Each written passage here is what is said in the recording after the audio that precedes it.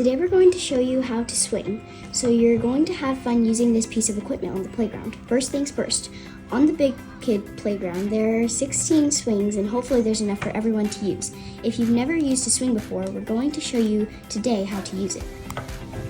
First, you have to sit down on the seat.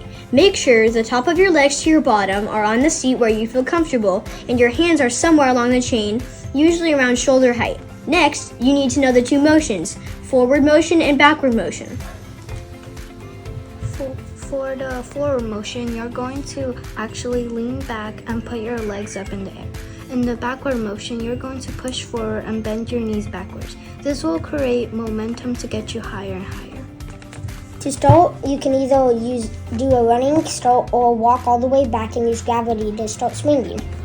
Either way, you use the forward and backward motion to get you higher and higher.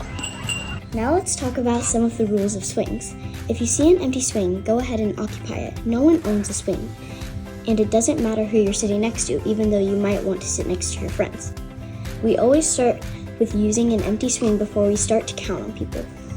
In the case that all the swings are taken, which happens a lot, we have a process of counting.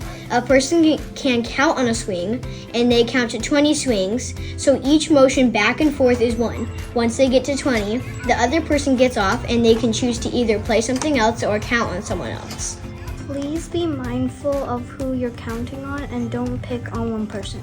Try to be friendly and nice when you are getting off and on the swing. You can say things like awesome job or thank you for getting off the swing so everyone can have a great time. And that's how you use the swings. Go out there and have fun.